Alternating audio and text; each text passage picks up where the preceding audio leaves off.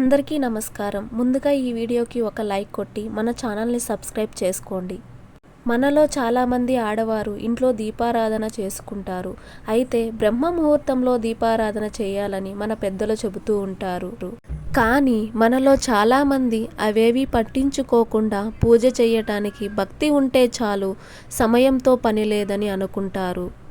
దీపారాధన ఎప్పుడైనా చేయవచ్చు, కానీ కొన్ని అమృత గడియల్లో ఇంట్లో దీపం వెలిగిస్తే మీ పూజలన్నీ నేరుగా దేవుని పాదాల చెంతకు చేరి మీ ఇంటిపై దేవతలు చల్లని చూపు పడుతుంది. కాబట్టి దీపారాధన చేసే ప్రతి ఒక్కరూ కొన్ని విషయాలు తప్పనిసరిగా తెలుసుకోవాలి. ముఖ్యంగా ఏ సమయంలో దేవుడిని పూజించాలో ప్రతి ఒక్కరూ తెలుసుకోవాల్సిందే, లేదంటే మీ పూజలకు ఫలితం దక్కనట్టే. ముందుగా ఈ వీడియోకి ఒక లైక్ కొట్టి అందరూ ఓం నమః శివాయ అని కామెంట్ చేయండి. తెల్లవారుజామున 4 గంటల నుండి 5 గంటల మధ్య సమయాన్ని బ్రహ్మ ముహూర్తంగా పరిగణిస్తారు. బ్రహ్మ ముహూర్తంలో దేవతలు మేల్కొంటారు. ఈ సమయానికి అత్యంత దైవశక్తి ఉంటుంది. బ్రహ్మ ముహూర్తంలోనే దైవశక్తులు తిరుగుతూ ఉంటాయట. కాబట్టి ఎంతో శక్తివంతమైన ఈ బ్రహ్మ ముహూర్తంలో నిద్రలేచి తలస్నానం చేసి పూజ గదిలో ఒక చిన్న దీపం వెలిగించినా సరే మీ పూజలకు దైవానుగ్రహం లభించి కోరిన కోరికలు త్వరగా నెరవేరుతాయి. ప్రతిరోజు బ్రహ్మ ముహూర్తంలో దీపారాధన చేయలేని వారు కనీసం వారానికి ఒక్కసారైనా బ్రహ్మ ముహూర్తంలో దీపారాధన చేయడానికి ప్రయత్నించండి. ఇక ఉదయాన్నే దీపారాధన చేయలేని వారు సూర్యోదయం లోపు, అంటే ఉదయం 7 గంటల లోపు ఇల్లు వాకిలిని శుభ్రం చేసుకుని సూర్యుడు దీపం పెట్టి పూజ చేసుకోవచ్చు.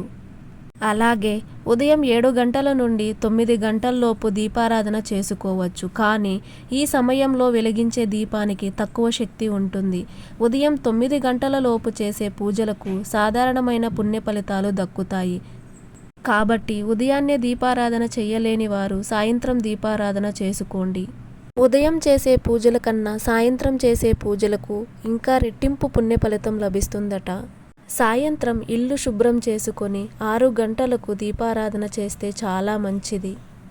ముఖ్యంగా సాయంత్ర సమయంలో శివుని చిత్రపటం ముందు దీపం వెలిగించి ఓం నమః శివాయ అనే మంత్రాన్ని చదివితే ఆ శివయ్య అనుగ్రహం వెంటనే లభిస్తుంది. ఇక మధ్యాహ్న సమయంలో ఎట్టి పరిస్థితుల్లోనూ ఇంట్లో పూజ చేయకూడదు. ఎందుకంటే ఈ సమయాన్ని చనిపోయిన పెద్దలకు కేటాయించారు. కాబట్టి మధ్యాహ్న సమయంలో పితృకార్యాలు చేయాలి, అంతేకాని దేవుడిని పూజించడం మంచిది కాదు. అలాగే వివాహమైన ఆడవారు తప్పనిసరిగా ప్రతి శుక్రవారం మరియు శనివారం దీపారాధన చేసుకోవాలి.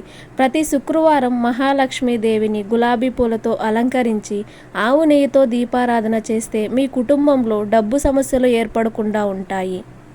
అలాగే ప్రతి శనివారం పిండి దీపాలు వెలిగించి వెంకటేశ్వర స్వామిని పూజిస్తే ఆ వెంకన్న ఆశీర్వాదం మీ ఇంటిపై ఎల్లవేళలా ఉంటుంది. ఇక పౌర్ణమి తిథికి చాలా శక్తి ఉంటుంది. ప్రతి నెలకు ఒకసారి పౌర్ణమి ఏర్పడుతుంది. ప్రతి పౌర్ణమి నాడు ఉదయాన్నే లక్ష్మీదేవిని పూజించి సాయంత్రం ఇంటి గుమ్మం ముందు 2 దీపాలు వెలిగిస్తే ఇక మీ ఇంట్లోకి వెంటనే లక్ష్మీదేవి అడుగు పెడుతుంది. తద్వారా మీ ఇంటి సంపద విపరీతంగా వృద్ధి చెందుతుంది. అలాగే పౌర్ణమి మరియు అమావాస్యకు ముందు త్రయోదశి తిథి ఏర్పడుతుంది. ఈ త్రయోదశి నాడు సాయంత్రం ప్రదోష కాలంలో మీ మనసులో ఏదైనా కోరుకొని శివుని ముందు దీపం వెలిగిస్తే చాలు, ఎలాంటి కోరిక అయినా వెంటనే నెరవేరుతుంది. అలాగే దీర్ఘకాలిక అనారోగ్య సమస్యలన్నీ తొలగిపోయి దీర్ఘాయుష్షు ప్రాప్తిస్తుంది. అలాగే ప్రతి నెలలో 2 ఏకాదశులు ఏర్పడతాయి. ఏకాదశి తిథి నాడు తులసి దళాలతో వెంకటేశ్వర స్వామిని పూజించి ఉదయం అంతా ఉపవాసం ఉంటే ఎన్నో శుభ ఫలితాలు కలుగుతాయి. అలాగే పితృదోషాలతో ఇబ్బంది పడేవారు ప్రతి అమావాస్య నాడు మీ పితృదేవతలకు తర్పణం వదిలి నమస్కారం చేసుకుంటే పితృదోషాలు అన్నీ తొలగిపోయి వంశాభివృద్ధి కలుగుతుంది. ప్రతి ఒక్కరూ తెలుసుకోవలసిన కొన్ని శక్తివంతమైన దీపారాధన నియమాల గురించి ఇప్పుడు తెలుసుకుందాం. పూజ గదిలో దేవుని ముందు వెలిగించే దీపం సరైన దిశలోనే ఉండాలి. పూజ గదిలో తూర్పు ముఖంగా దీపం వెలిగిస్తే మీ కుటుంబం మొత్తానికి ఆయురారోగ్యాలు, సకల సంపదలు కలుగుతాయి.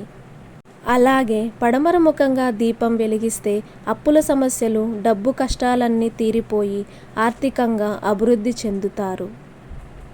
ఇక ఉత్తరముఖంగా దీపం వెలిగిస్తే విపరీతమైన ఆ లక్ష్మీ కటాక్షం సిద్ధించి మీ ఇంటి సంపద పెరుగుతుంది. దక్షిణముఖంగా పొరపాటున కూడా దీపం వెలిగించకూడదు. పితృదేవతలకు మాత్రమే దక్షిణముఖంగా దీపం వెలిగించాలి. అలాగే ఒత్తుల సంఖ్యను బట్టి కూడా మీ పూజలకు ఫలితం దక్కుతుంది. ఒక ఒత్తితో ఎప్పుడూ దీపం వెలిగించకూడదు. పూజలో ఖచ్చితంగా 2 ఒత్తులు వెలిగించాలి. 2 ఒత్తులతో దీపం వెలిగిస్తే భార్యాభర్తల మధ్య గొడవలు ఏర్పడకుండా కుటుంబంలో సుఖశాంతులు కలుగుతాయి. ఇక 3 ఒత్తులతో దీపారాధన చేస్తే త్రిమూర్తుల ఆశీర్వాదం మీ కుటుంబంపై ఉంటుంది. ఇక 5 ఒత్తుల దీపం అత్యంత శుభప్రదం కాబట్టి 5 ఒత్తులతో దీపారాధన చేస్తే మీ కుటుంబానికి అన్ని విధాలుగా కలిసి వస్తుంది. పూజ గదిలో దేవుని ముందు దీపం వెలిగించిన తర్వాత ఆ దీపాన్ని జరపకూడదు. అలాగే వెలుగుతున్న దీపం నుండి నూనె బొట్లు కిందకు పడకూడదు. పూజ చేసే ఆడవారు తప్పనిసరిగా కాళ్లకు పసుపు రాసుకోవాలి. అలాగే మెడలో నల్లపూసలు ధరించి దేవుడిని పూజించాలి. పూజలో వెలిగించే ప్రమిద కింద తమలపాకు కానీ రావి ఆకు కానీ పెడితే మీ పూజకు రెట్టింపు పుణ్య ఫలితం లభిస్తుంది. తమలపాకు పైన దీపం వెలిగిస్తే ధనలక్ష్మి కటాక్షం సంపూర్ణంగా కలుగుతుంది. అలాగే రావి ఆకు పైన దీపం వెలిగిస్తే త్రిమూర్తుల ఆశీర్వాదంతో భోగభాగ్యాలు కలుగుతాయి. దీపం ప్రమిదకు తప్పనిసరిగా కుంకుమ బొట్లు పెట్టాలి. పూజ గదిలో దీపం వెలిగించిన తర్వాత వెలుగుతున్న దీపానికి పుష్పాలు మరియు అక్షంతులు సమర్పించి నమస్కారం చేసుకోవాలి. ఇంట్లో దీపారాధన చేసేటప్పుడు మీ గోత్రనామాలు చదివి మీ సంకల్పాన్ని దేవునికి చెప్పుకొని దీపాన్ని వెలిగించాలి. తద్వారా మీ మనసులోని కోరికలు ఖచ్చితంగా నెరవేరుతాయి.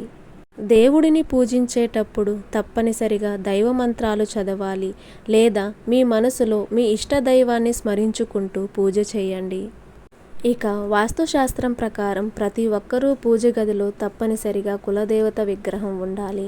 మీ కులదేవతను పూజించకపోతే మీ కుటుంబంలో ఏదో ఒక సమస్య ఏర్పడుతూనే ఉంటుంది.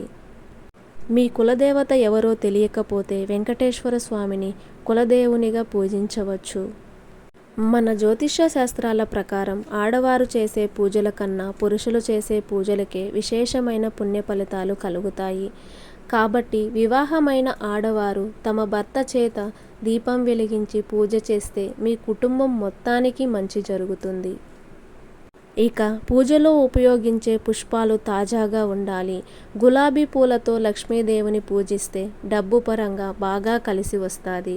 తులసి దళాలతో వెంకటేశ్వర స్వామిని పూజిస్తే అష్టైశ్వర్యాలు సులభంగా కలుగుతాయి. అలాగే మందార పూలతో వినాయకుడిని పూజిస్తే అనారోగ్య సమస్యలన్నీ వెంటనే తొలగిపోతాయి. తులసి కోటను కూడా ప్రతినిత్యం పూజించాలి. ప్రతిరోజు తులసి కోటకు ప్రదక్షిణాలు చేస్తే స్త్రీలకు దీర్ఘ సుమంగళ యోగం సిద్ధిస్తుంది. తులసి కోటలో నెయ్యి దీపం వెలిగిస్తే డబ్బు సమస్యలన్నీ తొలగిపోతాయి. గోమాత సాక్షాత్తు లక్ష్మీ స్వరూపం కాబట్టి ప్రతినిత్యం ఆవు నెయ్యితో దీపారాధన చేస్తే లక్ష్మీదేవి ఆశీర్వాదం సంపూర్ణంగా కలుగుతుంది. అలాగే నువ్వుల నూనెతో దీపారాధన చేస్తే భయంకరమైన నరదిష్టి దోషాలు తొలగిపోతాయి. ఇక అప్పుల సమస్యలతో ఇబ్బంది పడేవారు కొబ్బరి నూనెతో దీపారాధన చేయండి. అలాగే వివాహ ప్రయత్నాలు చేసేవారు ఆముదంతో దీపారాధన చేస్తే ఆటంకాలు తొలగి త్వరగా వివాహం కుదురుతుంది. అలాగే ఇప్ప నూనెతో దీపారాధన చేస్తే మానసిక ప్రశాంతత మరియు దీర్ఘాయుషు కలుగుతుంది. ఇక పూజలో ఎప్పుడూ కూడా స్టీల్ దీపాలు ఉపయోగించకూడదు.